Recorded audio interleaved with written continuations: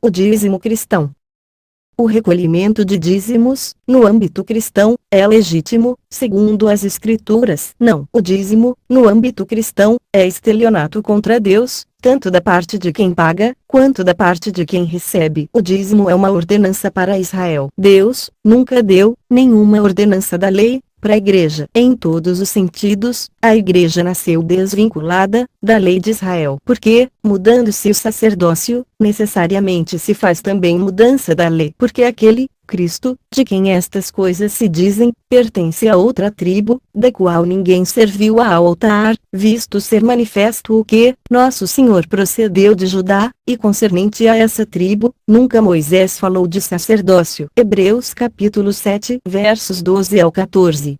A ilegalidade do dízimo cristão. Para que a igreja pudesse recolher dízimos, legitimamente, seria necessário que Deus tivesse desempossado os sacerdotes do Templo de Jerusalém, e empossado os apóstolos de Jesus, e mantido as atividades sacerdotais de Israel, e isso incluiria Paulo, como sumo sacerdote do templo, pois foi a ele, Paulo, que os mistérios, segredos, da igreja, foram revelados. E não aos 12 apóstolos. Mas, em vez disso, Deus desativou Israel, tanto a nação quanto a sua lei, inclusive destruindo o templo, e fazendo cessar os sacrifícios. Isto foi profetizado por Daniel, e ocorreu no ano 70 depois de Cristo, quando o general Tito Vespasiano veio e destruiu a cidade, Jerusalém, e o santuário, templo, e desbaratou o que sobrou de Israel, desde o exílio na Babilônia, pelos 4 cantos da terra. Observação: quando Jesus veio, encontrou apenas Judá e Benjamim na terra prometida. Sabe e entende, desde a saída da ordem para restaurar, e para edificar a Jerusalém, após exílio na Babilônia, até ao Messias, o príncipe, Cristo, príncipe com P maiúsculo, haverá 7 semanas, 7 multiplicado por 7 igual a 49 anos, e 62 semanas, 62 multiplicado por 7 igual a 434 anos, as ruas e o muro se reedificarão, mas em tempos angustiosos. E depois das 62 semanas, 483 anos, será cortado, morto, o Messias, Cristo, mas não para si mesmo, não para a salvação de Israel, e o povo do príncipe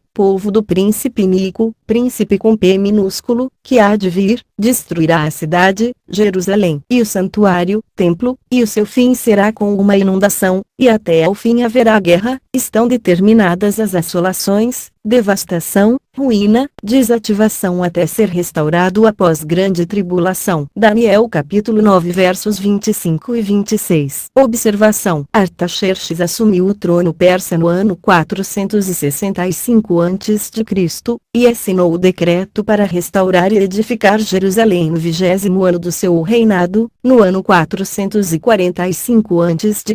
Neemias capítulo 2 versos 1 a 8. Ao completar as 69 semanas, após 483 anos, no dia 6 de abril de 32, Cristo entrou em Jerusalém montado num jumentinho, como profetizado em Zacarias capítulo 9 versos 9, para crucifixão.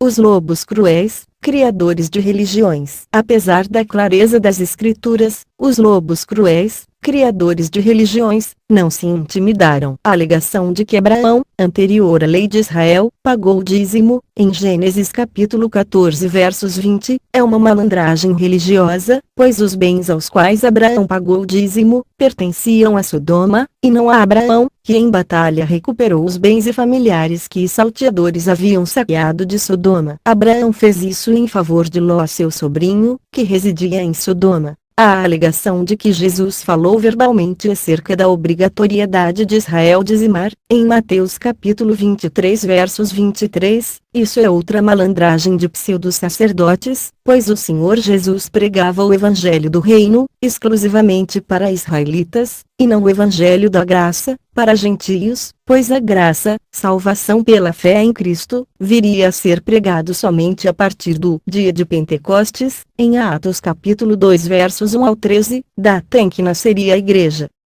alegar Malaquias capítulo 3 versos 8 ao 10, para extorquir dízimos da cristandade. Isso é cruel, pois nesta passagem bíblica, Deus reclama dos sacerdotes do templo de Jerusalém, que coletavam os dízimos e não repassavam a parte pertinente aos demais levitas não sacerdotes que, não havendo recebido terras na repartição original de Israel, passavam necessidades e mendigavam o pão em terras alheias.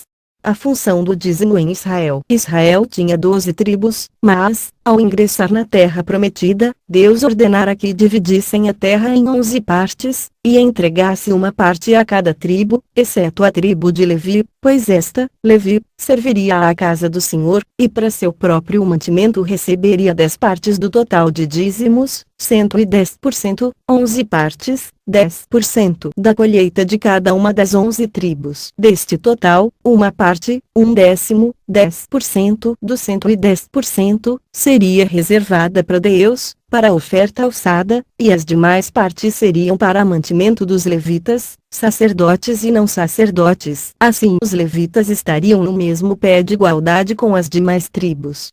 Disse também o Senhor a Arão: na sua terra herança nenhuma terás, e no meio deles, nenhuma parte terás, eu sou a tua parte e a tua herança no meio dos filhos de Israel. E eis que aos filhos de Levi tenho dado todos os dízimos em Israel por herança, pelo ministério que executam, o ministério da tenda da congregação. E nunca mais os filhos de Israel se chegarão à tenda da congregação, para que não levem sobre si o pecado e morram. Mas os levitas executarão o ministério da tenda da congregação, e eles levarão sobre si a sua iniquidade, pelas vossas gerações estatuto perpétuo será, e no meio dos filhos de Israel nenhuma herança terão, porque os dízimos dos filhos de Israel, que oferecerem ao Senhor em oferta alçada, tenho dado por herança aos levitas, porquanto eu lhes disse, no meio dos filhos de Israel nenhuma herança terão. E falou o Senhor a Moisés, dizendo, também falarás aos levitas, e dir-lhes-ás, quando receberdes os dízimos dos filhos de Israel, que eu deles vos tenho dado por vossa herança, deles oferecereis uma oferta alçada ao Senhor, os dízimos dos dízimos. E contar-se-vos-á, a vossa oferta alçada, como grão da eira, e como plenitude do lagar. Assim também oferecereis ao Senhor uma oferta alçada de todos os vossos dízimos, que receberdes dos filhos de Israel, e deles dareis a oferta alçada do Senhor a Arão, o sacerdote. De todas as vossas dádivas oferecereis toda a oferta alçada do Senhor, de tudo o melhor deles, a sua santa parte. Dir-lhes-ás, pois, quando oferecerdes o melhor deles, como novidade da eira, e como novidade do lagar, se contará aos levitas. E o comereis em todo lugar, vós e as vossas famílias, porque vosso galardão é pelo vosso ministério na tenda da congregação. Assim, não levareis sobre vós o pecado, quando deles oferecerdes o melhor, e não profanareis as coisas santas dos filhos de Israel, para que não morrais. Números capítulo 18 versos 20 ao 32. Observação: em Malaquias capítulo 3 versos 8 ao 10, Deus está reclamando dos sacerdotes levitas que, após receber os dízimos, não repassavam a parte pertinente aos demais levitas, não sacerdotes, e a exemplo dos sacerdotes larápios, as tribos se sentiam desencorajadas a dizimar.